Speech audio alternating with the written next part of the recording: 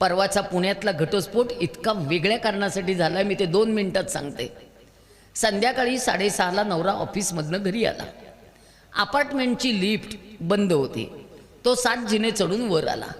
तो दमला होता. 10 तासांनी परत आला होता. बायकोनी दार उघडलं. त्याला आत येऊ देत, बसू देत, पाणी पिऊ देत, नंतर बोल. नवरा दरवाजात उभा आणि ती ओरडली, बिपिन बूट काढू नको. तो म्हणाला, का? खाली जा आणि जरा ब्रेड आण, मला सँडविच करायचे. तो म्हणाला, हे बघ, आज लिफ्ट बंद आहे, मी दमलेलो आहे, आत्ता मी काही खाली जाणार नाही. तू आजच्या दिवस पोहे कर, उद्याला सँडविच कर, उद्या येताना मी ब्रेड आणतो. विषय संपला होता ना. पोहे करायचे, रिकामं व्हायचं. मला आत्ता सँडविच खाण्याचीच इच्छा झालेली आहे, तू ब्रेड आणच. तो म्हणाला, मी जाणार नाही. लगेच बडबड सुरू. या घरात माझ्या मनासारखंच काही होत नाही, काही मागितलं तर मला लगेच मिळतच नाही, माझं नशीबच फुटकं. अरे, एक ब्रेड नशीब फुटकं? मग कपाडातल्या 100 साड्यांचं काय करायचं बाई, नशीब फुटकं. शेवटी तो म्हणाला, मी जातो. जायला निघाल्यावर दुसरी ऑर्डर, पुना बेकरीचाच ब्रेड आण, इतर ब्रेड मी खात नाही. आता पुना बेकरी 4 किलोमीटरवर, त्या रस्त्याला 22 सिग्नल आणि 42 स्पीड ब्रेकर आहेत. हा कधी जाणार, कधी आणणार? तरी तो गेला. बेकरी बंद. शेवटी त्यांनी मोबाईलवर फोटो काढला आणि तिला व्हॉट्सअपला पाठवून दिला, बेकरी बंद. तोपर्यंत स्वयंपाकघरातली भांडी बाहेरच्या खोलीत आली होती. आरडाओरडा चालू झाला होता. सगळं अपार्टमेंट डोक्यावर घेतलं होतं. हे वागणं आहे. त्यांनी रात्री 12:30ला मला फोन करून बोलवून घेतलं. 12:30पर्यंत त्यांनी बूट काढले नव्हते की पाणी पिलेलं नव्हतं. हे वागणं आहे का? काय मुलीला समजावून सांगितलंय मी. तिचं एकच म्हणणं, नवरा माझ्यावर प्रेम करत नाही, नवरा मला ॲप्रिशिएट करत नाही. म्हणजे काय? नाही म्हणे, मी नवीन साडी नेसली की तो कधीच म्हणत नाही, अरे वा वा वा, तुला ही साडी छान दिसते. आता हे काय भांडणाचा विषय आहे? सगळ्या बायकांनो, प्रत्येक पुरुषाला कौतुक करायला जमत नाही. अपेक्षा करू नका. नाहीतर मग आपणच साडी नवीन नेसली ना की नवऱ्यासमोर जाऊन उभं राहून म्हणायचं, नवीन नेसली आहे, कशी दिसते. मनात असेल तर हो म्हणेल, नसेल तर नाही म्हणेल, सोडून द्या ना. हे विषय काही इतके महत्त्वाचे असतात. माझ्या नवऱ्याने 40 वर्षात मला एकदाही म्हटलं नाही, तुम्हाला ही साडी छान दिसते. पण माझ्या मुलाला जमतं. बायकोने हँगरची साडी नुसती बघितली तरी तो विचारतो, आज तू ही साडी नेसणार आहेस? काय मस्त आहे, तुला छान दिसेल. नेसण्यापूर्वीच कौतुक करतो. एखाद्याला जमतं, एखाद्याला नाही. आणि तरुण पुरुष कुणी आज समोर नाही आहेत, पण जे ऐकतायत त्यांना मुद्दाम सांगते, एखाद्या वेळेला कौतुक करा, काही बिघडत नाही. म्हणायचं छान दिसतेस, म्हणायचं भाजी फोडणीला टाकली की अरे वा वा वा, छान आला, कढीपाला घातलायस वाटतं, वा मस्त. झोपेतनं उठलं की लगेच म्हणायचं, झोपेतनं उठलीस तरी काय फ्रेश असतेस गो, मस्त. कौतुक करायला शिका. ती पोरगी ऐकेना म्हणून तिच्या मम्माला बोलवली, मम्मा. आईची झाली मम्मी, मम्मीचा झाला मम्मा. तिच्या मामाने सांगितलं, आमची एकुलती एक मुलगी आहे, लाडात वाढवली आहे, तिला नकार नाही चालत. तिला इतका राग येतो, इतका राग येतो, ती घरातल्या मोठ्या मोठ्या वस्तू फोडते. हे कौतुक आहे? सगळ्या बायकांनो, मुलांच्या आयांनो आणि मुलींच्या आयांनो, मुलांचे आणि मुलींचे राग जोपासू नका. राग कसा येतो ग? आणि सगळ्या सासवांनो, एक वाक्य म्हणायचं नाही, तो रागीट आहे ना, मग तू गप्प बस. सुनेनी का गप्प बसायचं दरवेळेला, तुझा मुलगा रागीट आहे म्हणून? मुलांचे राग जोपासू नका, मुलींचे तर नाहीच नाही, नाही चालत. आणि ती आई शेवटी त्या मुलीला घेऊन गेली आहे आणि आत्ता त्यांना घटस्फोट घ्यायचा आहे, त्यांना राहायचं नाही आहे. माझ्या मुलीला ॲप्रिशिएट करणारा नवरा हवा आहे, कौतुक करणारा नवरा हवा आहे. काय गंमत आहे? काय बोलावं, काय सोडावं, काय काय काय करायचं? माझ्या आईने मला सांगितलं, बाबा, बाईनी बाईसारखं छान असावं, बाईनी बाईसारखं छान वागावं. बायकांच्या संवेदना जाग्या असतील ना तर घरं टिकतात. बायकांच्या संवेदना जाग्या असतील तर एकत्र कुटुंब पद्धती टिकूनच राहते, कारण का तिला जाणीव राहते माणसांबद्दलची. माझ्या आईने मला स्पर्शाचं अंतर शिकवलंय मुलींनो. आज ते अंतर मी मुद्दाम तुम्हाला सांगणार आहे. आपल्या संस्कृतीमध्ये स्पर्श महत्त्वाचा नाही आहे, आपल्याकडे स्पर्शाचं अंतर महत्त्वाचं आहे. पूर्वी मुली 12व्या वर्षी मोठ्या व्हायच्या, त्यांचं लग्न 14व्या वर्षी 15व्या वर्षी केलं जायचं. आईवडिलांची जबाबदारी मुलींना सांभाळण्याची फक्त 3 वर्षांची होती. आज तुमची मुलगी हार्मोन्स बदलत चालल्यामुळे 9व्या वर्षी मोठी होती आहे. ब्रेड खात आहेत, नूडल्स खात आहेत, बाहेरचं सगळं खात आहेत. आज हार्मोन्स इतके बदलत चाललेत आणि त्यामुळे 9व्या वर्षी मुलगी मोठी होती आहे आणि लग्न तिचं शिक्षण पूर्ण झाल्यावर 25व्या 26व्या 28व्या वर्षी आहे. सांगा, मधली 17-18 वर्ष तुम्ही मुलींना कशी सांभाळणार आहात? डोळ्यात तेल घालून पोरी जपायला पाहिजेत. आज 2 वर्षाची मुलगी धोक्यात आहे, आज 5 वर्षाची मुलगी धोक्यात आहे, आज 12 वर्षाची मुलगी धोक्यात आहे. तुम्हाला भीती नाही वाटत? बाहेरचे धोके इतके वाढत आहेत. संस्कारांचं कवच घट्ट करा. मी मोठी झाल्यावर माझ्या आईने मला लगेच बजावून सांगितलं होतं, घरात वावरणारे तुझे वडील, तुझे काका, तुझे मामा, तुझे आजोबा सगळे पुरुष आहेत. कुणाच्याही अंगाला फटकन जाऊन हात लावायचा नाही, वडिलांना सुद्धा नाही. माझ्या वयाच्या सगळ्या बायकांनी सांगावं, आपण कधी वडिलांच्या अंगाला हात लावलाय? कधीच नाही.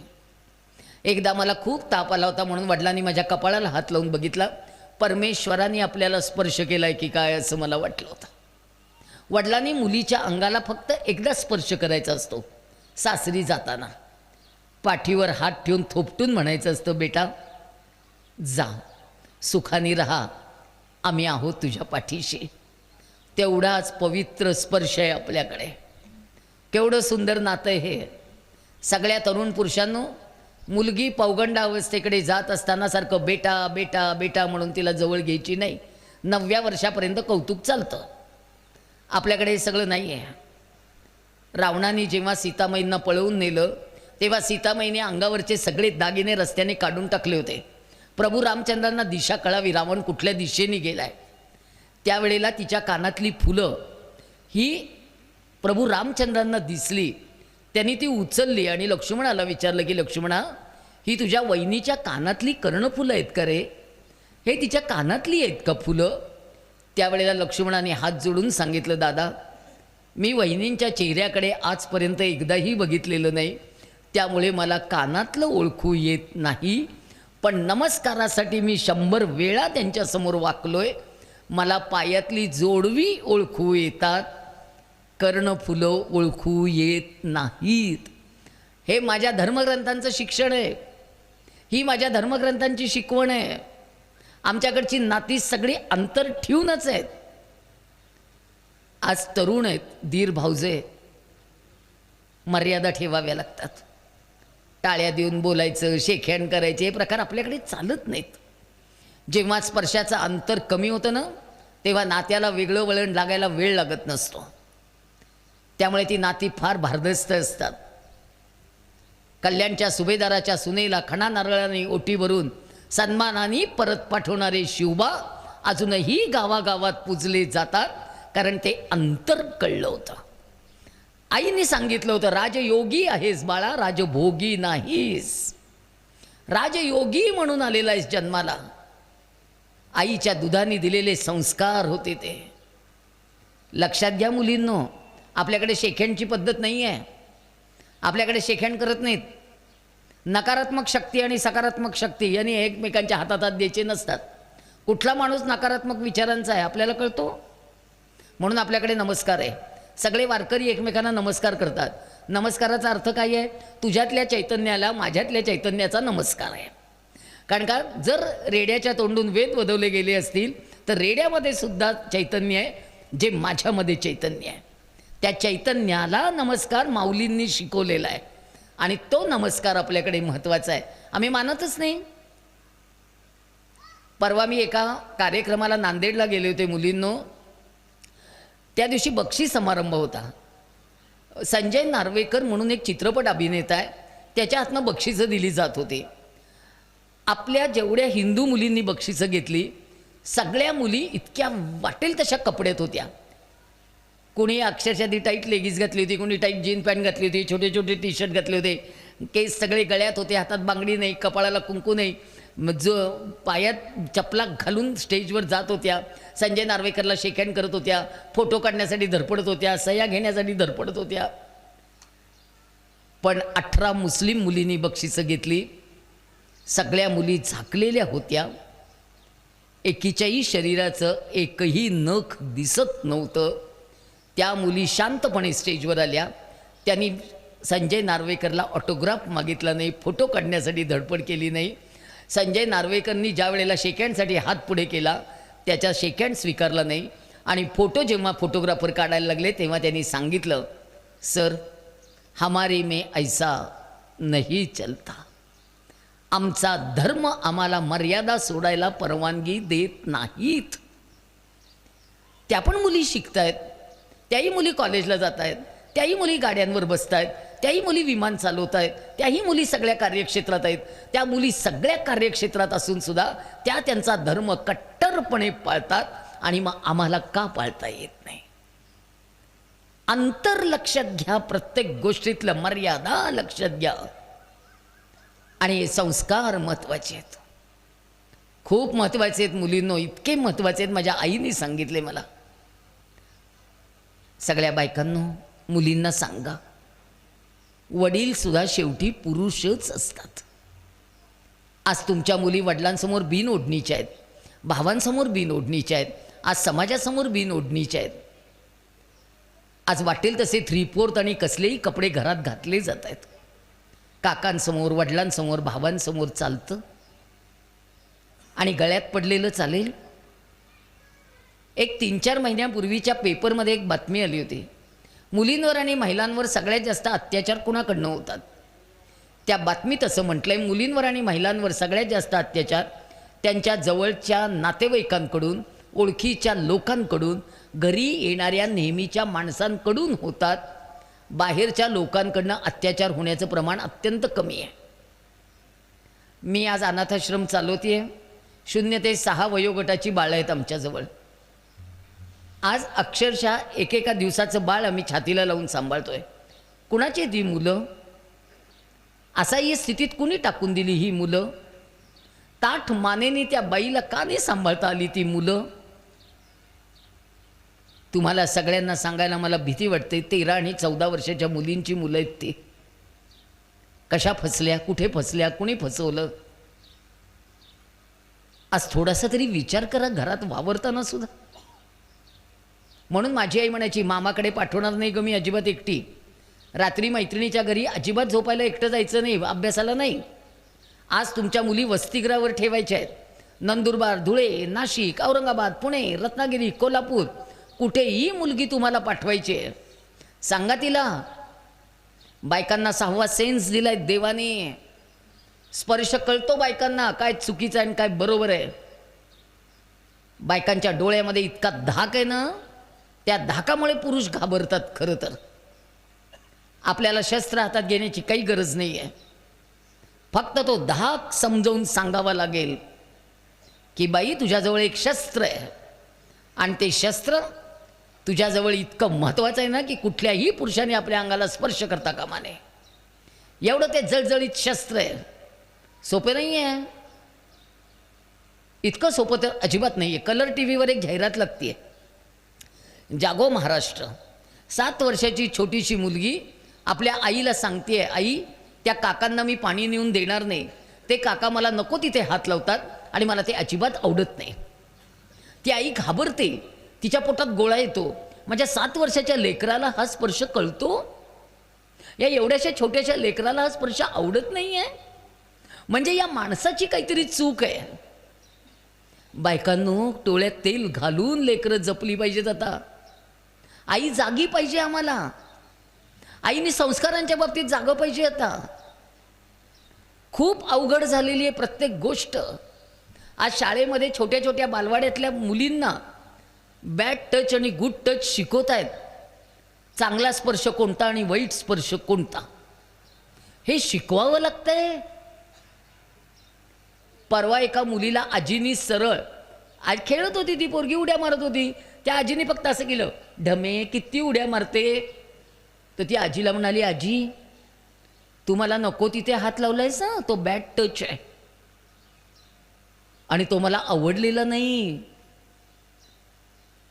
आत्ता बॅड टच आणि गुड टच शिकवावे लागताय, तुम्हाला कल्पना आहे? समजावून घ्या. आणि सगळ्या मुलींनो हात जोडून नमस्कार करून सांगते, स्त्रीचं शरीर इतकं पवित्र आहे, इतकं सुंदर आहे, इतकं छान आहे, त्याला कुणी स्पर्श केलेला खपवून घेऊ नका.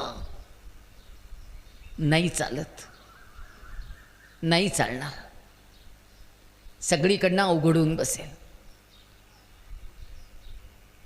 माझ्या आईने मला हे सगळं का सांगितलं ते मला आत्ता कळतं.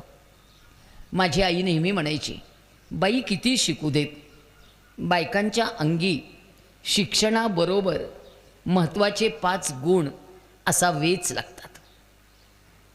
मुख्याध्यापिका असलेली बाई बाहेरच्या जगात यशस्वी असते, पण ती घरात चांगली सून असेलच याची खात्री कुणालाही देता येत नाही.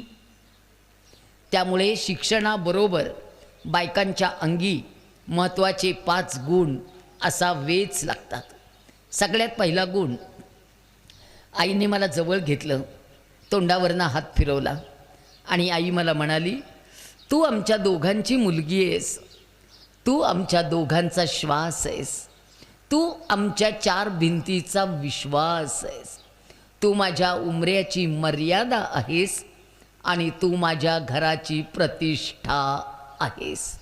तू अतिशय चांगली मुलगी असलं पाहिजेस. वडील जेव्हा बाजारात पिशवी घेऊन जातात, वडिलांना ताठ मानेने बाजारात फिरता आलं पाहिजे. वडिलांचा सन्मान असते मुलगी, वडिलांची प्रतिष्ठा असते मुलगी, उमऱ्याची मर्यादा असते मुलगी. उमरा फार महत्त्वाचा आहे बरं का सगळ्या पुरुषांनो. घराचा उमरा फार महत्त्वाचा आहे, त्याच्याकडे दुर्लक्ष करू नका. पण आमचं दुर्दैव आत्ता इतकं मोठं आहे, हल्ली फ्लॅट सिस्टीमला उमरेच नाही आहेत, बंगल्यांना उमरे नाही आहेत. आम्ही सहजपणे घराचा उमरा काढून टाकलाय. परवा मी सगळ्या इंजिनियर लोकांना बजावून सांगितलं, आमच्या घराचा प्लॅन तुम्हाला पाहिजे तसा तयार करा, पण भारतीय घराचा उमरा शाबूत ठेवा. पाय उचलून टाकताना लक्षात आलं पाहिजे, पाय बरोबर टाकला जातोय का नाही. उमरा पाहिजे घराला आणि वेस पाहिजे गावाला. घरातलं भांडण उमऱ्याच्या बाहेर नाही आणि गावातलं भांडण वेशीच्या बाहेर नाही. दोन्ही मर्यादा पाळाव्याच लागतात. जेव्हा मी अक्षदा टाकून तुला दुसऱ्याच्या घरी पाठवीन, तेव्हा तू त्या घराचा विश्वास आहेस, त्या घराचा सन्मान आहेस, त्या घराची लक्ष्मी आहेस. आणायचं, उरवायचं, पुरवायचं, टिकवायचं आणि येणाऱ्या सुनेच्या हातात आनंदाने देऊन टाकायचं. काय जबाबदारी आहे? परत सांगू, आणायचं, उरवायचं, पुरवायचं, टिकवायचं आणि येणाऱ्या सुनेच्या हातात आनंदाने देऊन टाकायचं. कोंड्याचा मांडा करता आला पाहिजे. पण हल्ली मुलींना कोंडा पण माहीत नाही, मांडा पण माहीत नाही. एवढंसं काही कमी पडलं की चालत नाही, लगेच वकील घेऊन भांडा. या वकिलांची पण कमाल आहे हो. एवढंसं भांडण 5 पानी नोटीस करतात हो तयार, 5 पानी कलमात बसवतात, कलमात. मी सगळ्या वकिलांना रागवत असते, घरातली भांडणं कलमात बसवायची नाहीत. 5-5 वर्ष केसेस चालत आहेत, नाती तुटत जातात, घरं मोडत जातात.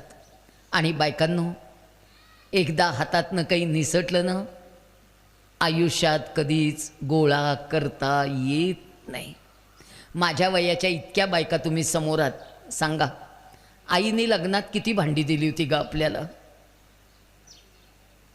5 भांड्यांची 50 करता करता म्हातारपण आलं.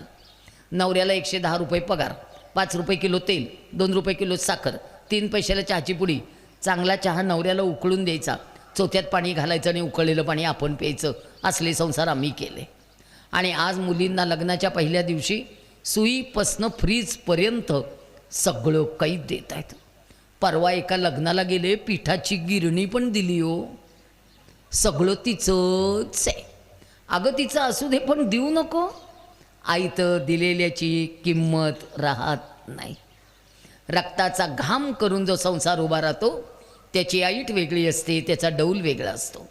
आणि सगळ्या पुरुषांनो, कर्ज काढणं आणि कर्ज फेडणं म्हणजे स्वतःच्या हिमतीवरचा विश्वास प्रगट करणं असतं. बिंदास्त कर्ज काढा आणि बिंदास्त फेडा. आयतं कोण देणार? आयतं दिलं की दुसऱ्या दिवशीपासून भांडण. माझी मम्मी, माझे पप्पा. त्या नवऱ्याला कोणी नको, ते वरनं आकाशातनं पडलेलं पाहिजे. कसं चालेल? अगं 215 रुपयाचं एक पीप विकत घ्यायला 10 वर्ष लागलेत. दळणातले 10 पैसे बाजूला ठेवा, चालत जाऊन बसचे 5 पैसे वाचवा. 215 रुपये साठवायला 10 वर्ष गेले. आणि ज्या दिवशी पीप घरात आणलं, नवरा अतिशय कडक होता बाई. तक्रार करत नाही आहे, स्वभाव सांगते आहे. अगं ज्या दिवशी मी पीप आणलं, नवऱ्याने माझा कान पकडला आणि मला विचारलं, झाला का आत्मा थंड? म्हटलं हौस असते हो, बायकांचा सगळा जीव भांड्यात. हे म्हणाले, तुझा भांड्यातला जीव मला कळला, पण या भांड्यावर तू तुझं नाव का लिहिलंस? म्हटलं ते भांडं माझं आहे ना, म्हणून. तेव्हा माझ्या नवऱ्याने जगण्याचा मंत्र दिला. हे म्हणाले, त्या निर्जीव भांड्याला कळलं त्याच्यावर नाव कुणाचं लिहिलं आहे? म्हटलं नाही. मग निर्जीव भांड्यांवर स्वतःची नावं कोरण्यापेक्षा घरातल्या माणसांच्या मनावर नाव कोरता आलं पाहिजे. सासूला वाटलं पाहिजे सून आमची आहे, दिराला वाटलं पाहिजे भाऊजाई आमची आहे. सगळ्या नात्याला न्याय देता आला पाहिजे. त्यानंतर एकही भांडं विकत घेतलं नाही, कुठल्याही भांड्यावर कधी नावच लिहिलं नाही. भांड्यातला जीव काढून घेतला. शिवशक्तीचं मिलन म्हणजे संसार. आपण मोजून 10 मिनटं नवऱ्याची बायको असतो, इतर वेळेला आपण नवऱ्याची आई असतो, क्षणाची पत्नी, अनंतकाळची माता. पाश्चिमात्य लोकांना हे नातं कळणार आहे? लिव्ह इन रिलेशनशिपमध्ये 4 महिने एकत्र राहणाऱ्या पोरांना आणि पोरींना या नात्याची खोली कोण समजावून सांगणार आहे? पुरुषांना सांभाळणं काय सोपं काम आहे? केवढं अवघड काम आहे. बाहेरनं आलात का, दमलात का, काही झालं का, कुणी काही बोललं का, कुठे अपमान झाला का, कुठे नुकसान झालं का, काय झालं एवढं, कसलं टेन्शन घेतलंय, कर्ज केलेत का, असू दे, काही काळजी करू नका, बचत गटात माझं नाव आहे, काढीन त्यातनं थोडेसे पैसे, फेडू दोघं मिळून, टेन्शन घेऊ नका. किती सांभाळून घ्यावं लागतं यांना. एक तरी पुरुष शांतपणे घरात येतो? 1000 विचार डोक्यात घेऊन घरात येतात आणि आपणच त्यांच्या पाठीमागे पळत राहायचं. अहो काय झालं, अहो काय झालं, आणि ते आपल्यालाच म्हणतात गप गप, डोकं खाऊ नको. पण या सगळ्या वादळांना शांत करण्याची ताकद देवानी घरातल्या खंबीर बाईमध्ये खच्चून भरलेली आहे. पक्क लक्षात ठेवा. नवरा कसाही असला, बाईला संसार निभवावाच लागतो. कारण देवाचा आपल्यावर गाढ विश्वास आहे. देवानी सांगितले, तुझ्या पोटी जे जन्माला येणार आहे ते उत्तम येणार आहे, त्यामुळे तुला चांगली आई होता आलं पाहिजे. आणि सगळ्यात महत्त्वाचा गुण, आईच्या भाषेत सांगत नाही, माझ्या भाषेत सांगते, डॉक्टर व्हा, इंजिनियर व्हा, वकील व्हा, शिक्षिका व्हा, प्राध्यापिका व्हा, प्राचार्य व्हा, शास्त्रज्ञ व्हा, इन्स्पेक्टर व्हा, कंडक्टर व्हा, सरपंच व्हा, आमदार व्हा, खासदार व्हा, राष्ट्रपती व्हा, अंतराळात जा, पाताळात जा, कुठे पण जा, भाकरी करता आलीच पाहिजे. सगळ्यात महत्त्वाचा गुण, स्वयंपाक आला पाहिजे. हल्ली मुलींना स्वयंपाक येत नाही हो. सगळ्या सासवांची तक्रार आहे, सून घरात आली, स्वयंपाकघरात रमत नाही. सगळ्या मुलींच्या आयांना उद्यापासून एक वाक्य म्हणू नका, तिला अभ्यास असतो, तिला नको काम लावायला. अर्धा तास काम केलं म्हणून काही बिघडत नाही आहे. मी तर म्हणते मुलांना सुद्धा स्वयंपाक शिकवा. शिकलेली मुलगी घरात यायची, तिने जर केला नाही तर याला स्वतःच्या 4 चपात्या लाटता आल्या पाहिजे. स्वयंपाक आला पाहिजे. काळ बदलला हो, पुरुषांना पण स्वयंपाक आला पाहिजे. आता काही इलाज नाही त्याला. बायकोनी केला नाही तर करणार काय? अगं आत्ता जरी तुमच्यासमोर एवढं मोठं भाषण केलं आणि घरी गेले आणि मुलगा म्हणाला आई मला जेवायला वाढावंच लागतं. असं म्हणता येत नाही की मी गेले ते पिंपळगावला केवढं मोठं भाषण करून आले, आता नाही मी काही करणार. चालत नाही. पायातल्या चपला काढल्या, पायावर पाणी घेतलं, बाईला पदर बांधावाच लागतो. तू मुख्याध्यापिका असलीस, शाळेत बेल दाबली, शिपाई हातात चहा आणून देतो, पण घरी गेल्यावर तुला नवऱ्याच्या हातात, सासूच्या हातात चहाचा कप द्यावाच लागणार आहे. बेल वाजवून उपयोग नाही. मुलींना समजावून सांगा. आणि सगळ्या तरुण पोरींनो, अमेरिकेला गेलात, लाईटच्या चुलीवर स्वयंपाक करावेच लागतात. भारत सोडला तर इतर कुठल्याही देशात कामाला बायका मिळत नाहीत. धुणं धुवावं लागतं, भांडी घासावी लागतात, सगळं करावं लागतं. त्यामुळे मुलींना आणि मुलांना सगळं काम शिकवा. मी मुलांना सुद्धा शिकवा म्हणते. पुण्यातल्या बायकांनी जवळजवळ स्वयंपाक बंद केलेत. पुण्यामध्ये देवाचा नैवेद्य विकत आणला जातो. मला नागपंचमीला जेवायला बोलवलं, पुरणाच्या 15 पोळ्या विकत आणल्यात, 20 रुपयाला एक. आणि जेवायला बसल्यावर त्या बाई मला विचारतात किती खाल साधारण. म्हटलं 4 खाते. त्या म्हणल्या तुम्ही पुरणाच्या पोळ्या 4 खाता? मोठ्या मोठ्या असतात. म्हटलं मी मोठ्या मोठ्या 4 खाते. वाडगाभर तूप लागतं, अर्धा लिटर दूध लागतं, बसलं की चापून खाते. त्या म्हणल्या तुम्ही खेड्यातले लोक फारच खाता. म्हटलं आम्ही खेड्यातले लोक फार खातो म्हणून पुरण घरात शिजवतो, विकत आणत नाही. श्रीखंडाच्या एवढ्याशा डब्याकडे बघून आपल्याला जेवण जात नाही बाबा. पुरणाचा स्वयंपाक कसा पुरून उरतो म्हणून त्याला पुरण म्हणतात. जे पुरून उरतं ते पुरण. आम्ही ते 4-4 दिवस शिळं पुरण खातो बाबा, आपल्याला फार आवडतं, मस्त लागतं. आपल्याला ते बाकीचं सगळं काही आवडत नाही असलं. थोडक्यात काय, स्वयंपाक आलाच पाहिजे. आणि सगळ्या मुलींच्या यांनो हात जोडते, नमस्कार करते. खाली उतरल्यानंतर पाया पडा म्हटलं तर मी पायासुद्धा तुमच्या पडायला तयार आहे. पण मला जरा करिअरचा अर्थ सांगा. माझ्या मुलीचं करिअर महत्त्वाचं आहे. करिअर म्हणजे काय गं? मला मान्य आहे शिक्षण महत्त्वाचंच आहे, पण बायकांनो एक वाक्य कायम लक्षात ठेवा. जेव्हा आपल्या घराला आपली गरज असते त्यावेळेला कित्येक वेळेला आपल्या काही महत्त्वाच्या गोष्टी बाजूला ठेवाव्या लागतात. माझं लग्न झालं तेव्हा मी 10वी पास होते. माझा मुलगा 12वीत गेल्यावर मी BA केलं. माझा मुलगा इंजिनिअरिंगला असताना मी LLB केलं. माझी डिग्री LLBची म्हणजे मी वकील झाले ती वयाच्या 46व्या वर्षी झाली आहे. मी 25 वर्ष घरात होते. मी 25 वर्ष घर सांभाळलं. मी 2003 साली पहिल्यांदा घराच्या बाहेर पडली आहे. मला बोलायचं माहीत नव्हतं, माझ्यात आत्मविश्वास नव्हता, मला प्रचंड भीती वाटायची. शिक्षणाने मला समृद्ध केलं मुलींनो. त्यामुळे लक्षात घ्या, करिअर करिअर करिअर करिअरचे वेगळे अर्थ काढू नका. आणि एक वाक्य उद्यापासून अजिबात म्हणायचं नाही, चूल आणि मूल याच्यात बाई वर्षानुवर्ष अडकलेली आहे, तिला जरा बाहेर काढूया. चुलीतनं बाई बाहेर येते आणि मुलातनं तिचा जीव निघतो. माझ्या 90 वर्षाच्या सासूबाई पाय पांगळे झाल्यावर खुरडत खुरडत दरवाजात जायच्या.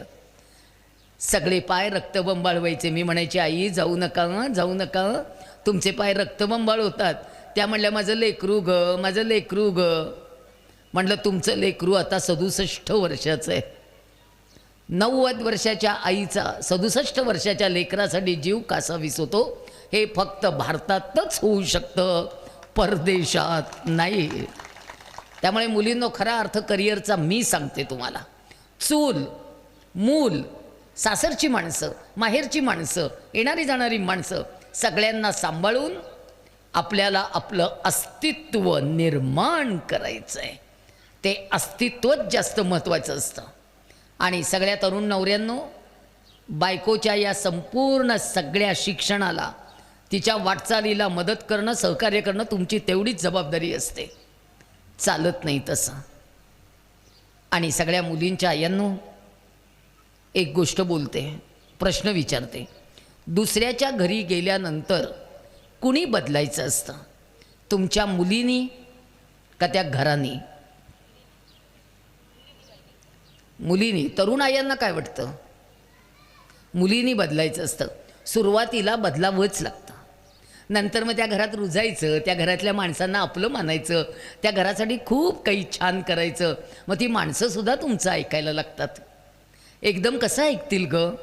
घरात गेल्या गेल्या माझं ऐका म्हटलं तर कोणी ऐकेल का?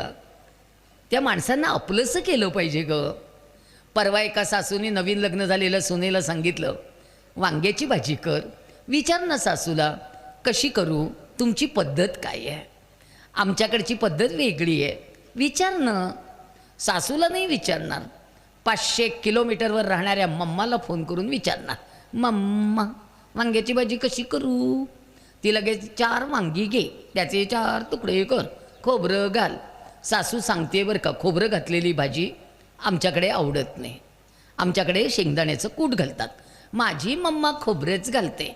तुझ्या मम्माच्या कोकणात नारळ स्वस्त मिळतात, आमच्याकडे मिळत नाहीत. अगं ज्या प्रदेशात जे मिळतं तेच घालायचं असतं भाज्यांना. समजून घ्या ना. खरं तिघींनी समजून घ्यायला पाहिजे. सासूनी म्हणायला पाहिजे होतं आजच्या दिवस कर खोबऱ्याची, आवडती का बघूया. सुनेनी म्हणायला पाहिजे होतं आजच्या दिवस शेंगदाण्याच्या कुटाची करते, परत कधीतरी करू का मी खोबऱ्याची. आणि सुनेच्या आईनी म्हणायला पाहिजे होतं सासू घरात असताना तू मला फोन का केलास? तू सासूला का नाही विचारलंस की वांग्याची भाजी कशी करायची? भांडण मिटलं असतं की नाही? आता भांडण सुरू, कूट का खोबरं? आता काय भांडणाचा विषय आहे कूट का खोबरं? नाही चालत. परवा एका सुनेला सासू म्हणाली, तिन्ही सांज झाली आहे, देवाजवळ दिवा लाव. सून उठली, हातात बांगडी नाही. सासू एवढंच म्हणाली, बांगडी घाल आणि दिवा लाव. माझ्या मम्मानी मला इंग्रजी शाळेत घातलंय, मी कधी बांगडी घातलीच नाही. दिला नंदादीप ठेवून लगेच जाऊन झोपून टाकलं. आईला मिस कॉल, आई लगेच 10 मिनिटात हजर, 12 माणसं घेऊन कायदा. खरं तर तिथे सासूच्या साठी 4 बांगड्या हातात घालायच्या, देवाजवळ दिवा लावायचा, नंतर बांगडी काढून ठेवायची. विषय मिटतो की नाही? सासूच्या भावनेचा प्रश्न आहे ना. तू सवाश नाहीस ना. आपल्या धर्मामध्ये बांगडी घालणं महत्त्वाचं आहे ना. मग कुंकू लाव, बांगडी घाल ना. सासूच्या समाधानासाठी घाल. तिच्या भावना महत्त्वाच्या असतात. नंतर काढून ठेव. आणि सगळ्या बायकांनो आणि पुरुषांनो तुम्हाला मी बजावून सांगते, इंग्रजी येणं काळाची गरज आहे, याची अक्कल मला आहे, मी वकील आहे. पण संस्कृत भाषा आपण संपवली आहे, मराठी संपवण्याच्या मार्गावर आहोत. आपल्या मुलाला मराठी बोलता येत नाही याचं आईला कौतुक वाटतं. आमच्या मुलाला कळतच नाही मराठी, महाराष्ट्रात राहतोय ना, कळत नाही मराठी. आणि उद्यापासून अजिबात घरात म्हणायचं नाही ॲपल खातो का, ॲपल खातो का. काय सफरचंद म्हटलं म्हणून बिघडतंय काय? ॲपल म्हटलं तुझं पोरगं कलेक्टर होणार आहे लगेच, ॲपल खातो का. मग सगळं धड इंग्रजीत तरी बोल वाक्य, नुसतं आपलं ॲपल खातो का. परवा एका खेड्यात गेले, त्या बाई मला विचारतात राईस वाढू का, राईस वाढू का. म्हटलं बाई राईस वाढा, पण पिठल्याला काय म्हणतात ते पहिल्यांदा सांगा. राईस वाढू नसते बाऊ करू नका. इंग्रजी आलं पाहिजे याची अक्कल मला आहे, पण इंग्रजीचा बाऊ केलेला चालत नाही. स्वदेश, स्वधर्म, स्वभाषा, स्वराज्य आणि सुराज्य याच्यावर प्रेम करणारी पिढी आता निर्माण करावीच लागणार आहे. स्वतःच्या भाषेवर सुद्धा प्रेम करणारी पिढी निर्माण करायची आहे. फार जबाबदारी आहेत आपल्यावर बायकांनो, प्रचंड जबाबदारी आहेत. आणि मुलांना इंग्रजी शिकवा, पण त्यांना इंग्रज करू नका. मुलं भारतीयच राहिली पाहिजेत. मुलींनो, किती जणींच्या हातात ज्यांची लग्न व्हायची आहेत, किती पोरींच्या हातात बांगड्या आहेत, करा हातवर.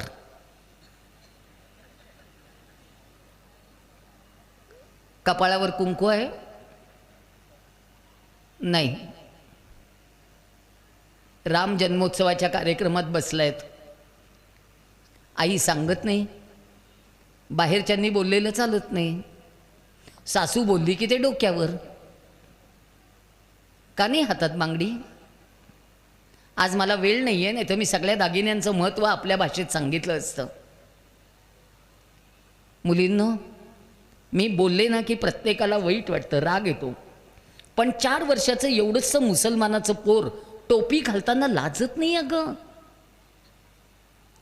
ते आनंदाने टोपी घालतं, ते संध्याकाळी मदरशात जातो, ते कुराण पठण करतं. आणि आमच्या 12वीतल्या मुलांना गीता माहिती नाही, पसायदान पाठ नाही. परवा एक मुलगा येऊन विचारला, पसायदान कुठं शोधू? म्हटलं कुठं काय शोधतोस, कुठं शोधू? म्हटलं जा गुगलवर आणि कर सर्च, आता पसायदान कुठं शोधू.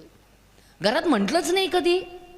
ओ गॉड यू आर ग्रेट अशी सगळी प्रार्थना शिकवली जाते, पण घरात विचारलं जातं oh God Krishna you are great, oh God Rama you are great. Ramayana सांगितलं जातं, एक वाक्य म्हणायचं, रामायण सांगितलंच जातो, चरित्रच आहे ते, आता किती वेळा ऐकायचं? रामायण 1000 वेळा ऐका, अनुकरणीय आहे. माणसाने कसं वागावं हे रामायणात शिकवलेलं आहे, आणि माणसाने कसं वागू नये हे महाभारतात सांगितलेलं आहे. त्यामुळे दोन्ही ग्रंथ आपल्या दृष्टीने महत्त्वाचे आहेत. त्यामुळे आपल्याकडे हे सगळं सोपं नाही आहे, अवघड आहे. आणि सगळ्या मुलींनो, रामरक्षेतले 7 श्लोक रोज म्हटलेच गेले पाहिजेत. ते आपल्या शरीराची, प्रचंड शरीराचं संरक्षण करणारे आहेत. स्कंदौ दिव्या युधो पातु भजो भग्ने शकारमुका करौ सीता पती पातु हृदयम जामदग्निजित मध्यम पातु खरद्वंशी नाभीम जांबवदाश्रया सुग्रीवेश कटी पातु सक्तीने हनुमंत प्रभू उरु रघुत्तम पातु रक्षक कुल विनाशकृत जाननी सेतकृत पातु वंदे दशमुखांतका. काय सुंदर आहेत 7 श्लोक. हे रामा तू माझ्या हृदयाचं संरक्षण कर, हे रामा तू माझ्या शरीराचं संरक्षण कर. काय सुंदर आहे सगळं. ते 7 श्लोक म्हटले ना, प्रचंड संरक्षण होते शरीराचं, माहिती आहे का?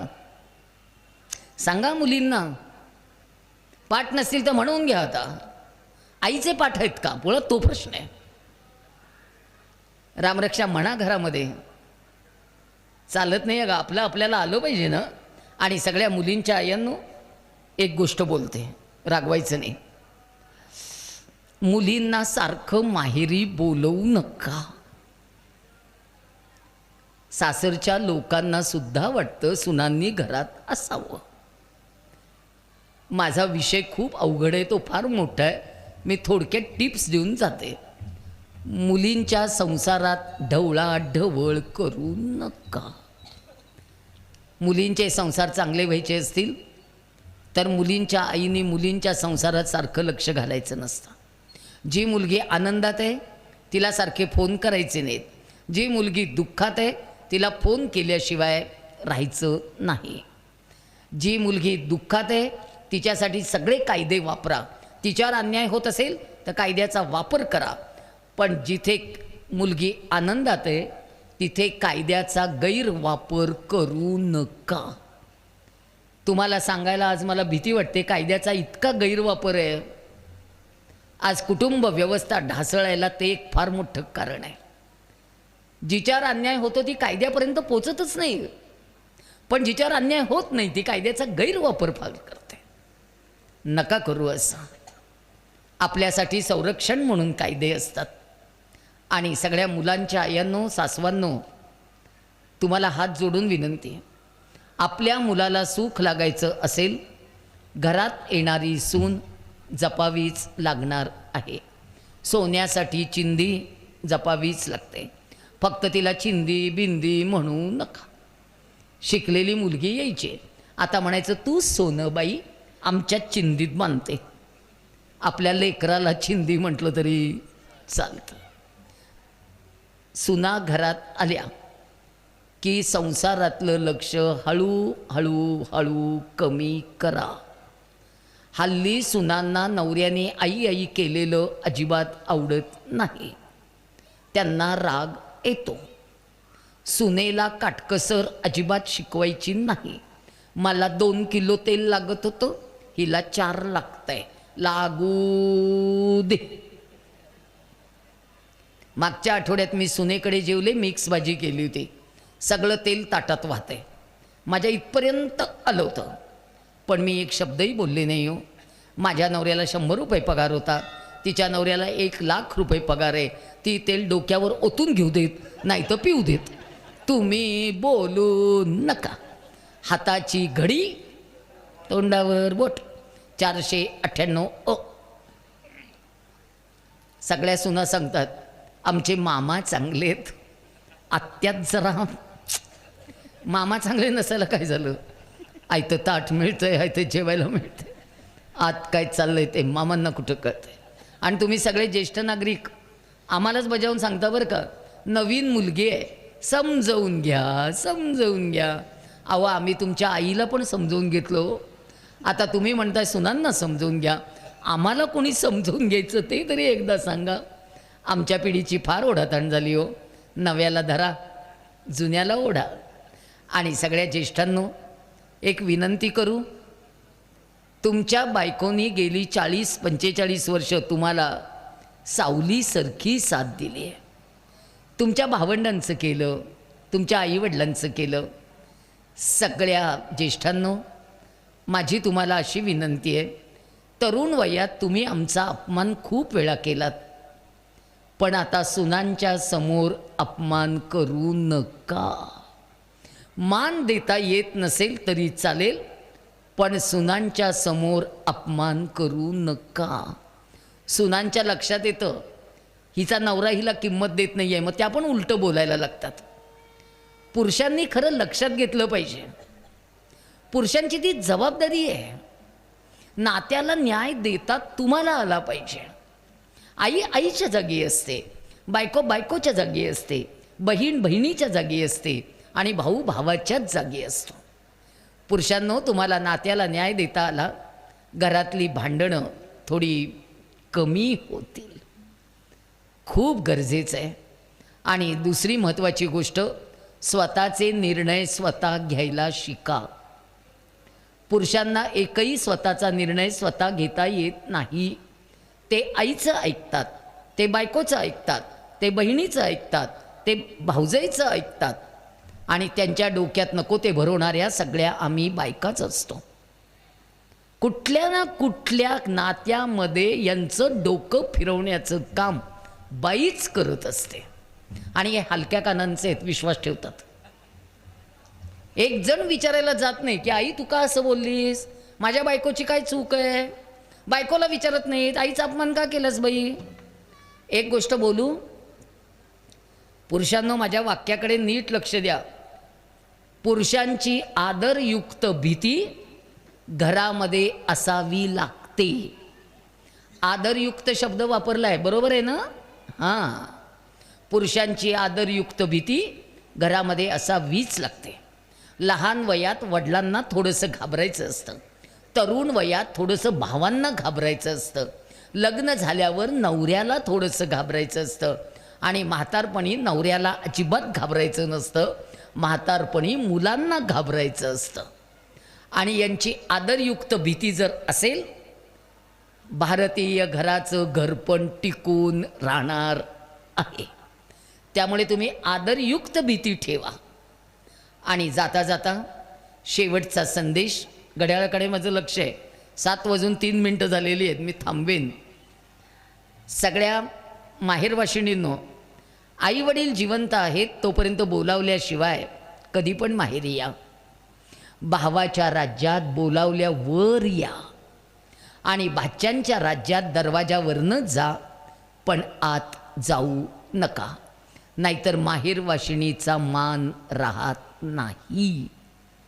गेलात भाऊजाईकडे बसा, दिला चहा प्या, नाही दिला निघा, बडबड करू नका. एवढ्या लांबनं गेले साधा चहा, घरी आल्यावर एवढा करा, अण्णा रसाळं लावून दिवसभर प्या, पण बडबड करू नका. मला साधं कुंकू लावलं नाही, तुझी टिकली दुर्बिणीतनं बघावी लागते, आता कुंकू लावलं नाही. मानपान सगळे सोडून द्या ग. बायकांचे मानपान जास्त असतात, यांच्याकडे फार नाही नसतं. याला अर्ध्या तोळ्याची अंगठी नको असते, तुम्ही त्याला सांगता अर्ध्या तोळ्याची अंगठी माग म्हणून, त्याच्या डोक्यात काही नसतं. अजिबात पाठीमागे लागू नका, मानपानाच्या सोडून द्या. जावांनो बहिणी बहिणींसारख्या राहा. वेगवेगळ्या घरातनं आलायत ना, एक शेतकऱ्याची बायको आहे, एक बँक अधिकाऱ्याची बायको आहे. शेतकऱ्याच्या बायकोला गोठा चुकला नाही आणि बँक अधिकाऱ्याची बायको गाडीतनं उतरत नाही. नशिबाचं काय करायचं, दोघींच्या भांडायचं आहे, सोडून द्या. आणि यांच्या कानाशी कुणी लागू नका. प्रत्येक गोष्ट याला सांगायची. ते आधी त्यांचं डोकं, यांच्या डोक्यात एखादा भुंगा शिरला की ते कुणाला ऐकत नाही तर ग. त्यामुळे नवरा सांभाळण्याचं काम बायकाला बरोबर करता आलं पाहिजे. काही गोष्टी सांगायच्या नसत्यात. देवाने आपल्याला आतला आतला आतला आतला आतला एक कप्पा दिलाय. त्या कप्प्यात सगळं बंद करायचं असतं. सासरचा कमीपणा आणि माहेरचा कमीपणा या पदरामध्ये बांधून टाकायचा असतो. हा तारण करतीचा पदर आहे, हा ऐश्वर्य करतीचा पदर आहे. या पदराखाली सगळा कमीपणा झाकून टाकायचा. सासरच्या लोकांना काही सांगायचं नाही माहेरचं, आणि माहेरच्या लोकांना सासरचं काहीही सांगायचं नाही. तर संसार होतात, नाहीतर होत नसतात. आणि नवऱ्याचा कमीपणा सांगायचा नसतो ग, सोडून द्यायचं असतं. आम्ही सगळं सोडून दिलं म्हणून छानपैकी बांधली गाठ, टिकून राहिलो 45 वर्ष. आणि एक शेवटचा संदेश, शिकलेल्या मुलींनो, एक वाक्य कधीच म्हणू नका, मी शिकलेली आहे, मी सक्षम आहे, मला नवऱ्याची मुळीच गरज नाही, माझी पोरं मी सांभाळू शकते. नवरा वाईट असेल, नालायक असेल तर हे वाक्य 100 वेळा म्हणा. पण जिथे माणसं चांगली आहेत तिथे तुमचे अहंकार आडवे आणू नका. तुम्हाला नवरा नको असला तरी मुलांना वडील हवेच असतात. वडील हा एक हळवा कोपरा आहे, मुलांना तो हवा असतो. मांडीवर घेऊन थोपटण्यासाठी आई असावी लागते, आणि खांद्यावर घेऊन थोपटण्यासाठी वडील असावेच लागतात. ते वडील फार महत्त्वाचे असतात बायकांनो. माझा 42 वर्षाचा मुलगा, आज त्याचे बाबा नाहीत, खूप रडतो. आज 3 वर्ष झाली यांना जाऊन, त्याच्या डोळ्यातलं पाणी काही थांबत नाही. मी त्याला परवा म्हटलं, आशुतोष किती रडशील, 3 वर्ष झाली आता. तो म्हणाला, आई मी लहान असताना बाबा गेले असते तर फार बरं झालं असतं, मला त्यांच्या आठवणींचा त्रास झाला नसता. माझ्या मिस्टरांना एक फार चांगली सवय होती पुरुषांनो, मुलांनी नमस्कार केला की ते त्याला मिठी मारायचे. मी यांना एकदा विचारलं, तुम्ही आशुतोषने नमस्कार केल्यावर मिठी का मारता? तेव्हा ते मला म्हणाले, मला माझ्या हृदयाचे ठोके त्याच्या हृदयात ऐकू येतात आणि मला ते ऐकायला फार आवडतात. मी तो विषय सोडून दिला, हसण्यावरही नेला. शेवटचे 7 महिने ते ऑक्सिजनवर होते. ज्या दिवशी ते सिरियस झाले मी त्याला कळवलं. तो पहाटे 3:30ला आला. गेट वाजलं नाही, दार वाजलं नाही, बेल वाजली नाही, कसलाही आवाज झाला नाही, आणि हे मला सांगतायत दार उघड, तो आलाय. मी म्हटलं, बाबा दरवाजा नाही वाजला? ते म्हणाले, नाही, माझ्या हृदयाचा प्रत्येक ठोका मला जाणीव करून देतोय की तो कुठेतरी जवळ आहे. मी जाऊन दार उघडलं. आशुतोष बूट काढत होता. तो एकदम दचकला. मी म्हटलं, काळजी करू नको, बरेच जरा. तो पटकन आत गेला. त्यांनी वडिलांना उठून बसवतं केलं, नमस्कार केला. दुबळ्या दुबळ्या हाताने त्याला मिठी मारायचा प्रयत्न केला, आणि त्या दिवशी हे गेले. अग्निसंस्कारांच्या वेळेला गुरुजींनी सांगितलं, आशुतोष बाबांना नमस्कार कर. तो म्हणाला, माझ्या वडिलांना मी नमस्कार केला की मिठी मारलेली आवडते, मी आत्ता स्मशानात मिठी मारू? गुरुजी म्हणाले, तू मिठी मार. काळाच्या पडद्याआड सगळं जाणार आहे बाबा. आपल्या माणसाचं जाणं खूप अवघड असतं. जिवंतपणी किंमत कळत नाही, पण नंतर ती किंमत कळत असते. तू मिठी मार. त्यांनी वडिलांना मिठी मारली. त्यांचे 100 पापे घेतले, आणि आभाळाला पाझर फुटेल एवढा हंबरडा फोडून पोरगं रडलं. आणि घरी येऊन मला सांगितलं, आई आज ठोके संपले, आज स्पंदनं संपली. मी म्हटलं, नाही बाळा, भारतीय संस्कृतीतली स्पंदनं कधीच संपत नाहीत. आजपासनं तू तुझ्या मुलाला मिठी मारायला सुरुवात कर. तुला तुझ्या हृदयाचे ठोके त्याच्या हृदयात ऐकूच येणार आहेत. पुरुषांनो, हे स्पंदनांचं संक्रमण आहे, हे ठोक्यांचं संक्रमण आहे. एका पिढीने दुसऱ्या पिढीकडे सोपवायचं आहे. त्यामुळे सगळ्यांना हात जोडून विनंती, छोट्या छोट्या कारणांसाठी घरातली भांडणं बंद करा. छोट्या छोट्या कारणांसाठी हेवे दावे सगळे सोडून द्या. नाहीतर पुढच्या पिढीला काका राहणार नाही, आत्या राहणार नाही, मामा नाही, मावशी नाही. पुढची पिढी पोरकी होऊन जाईल. पुढच्या पिढीला कृपा करून पोरकं करू नका. मला परत परत बोलवत जा, मी येईन. आज बोलवलं, खूप छान वाटलं. सुरुवातीला मला तो 1 तास वेळ म्हणजे इतकं अवघड वाटत होतं, काय बोलू. पण आज मी तुमच्याशी निम्मा विषय बोलली आहे. निम्मा विषय पुढच्या वेळेला येईन तेव्हा बोलेन. महाराज, तुम्ही मला इतक्या सन्मानपूर्वक 100 वेळा फोन केलेत. मी तुमचे मनापासून धन्यवाद व्यक्त करते. आणि एकदा सोलापूरला या. एकेका दिवसाचं बाळ कसं जगतं ते बघायला या. बाळांनी टाकून दिलेले आईवडील कसे जगतात ते पण बघायला या. माणुसकीचा तमाशा आहे. काय करायचं, सोडून देता येईल ना सगळं? माणसांना आपलं मानता येईल का? खरा विचार. पसायदानात लिहिलंय ना, भूता परस्परे जडो मैत्र जीवनचे. करू विचार. आणि जाता जाता तुमच्यातल्या 5 तरुण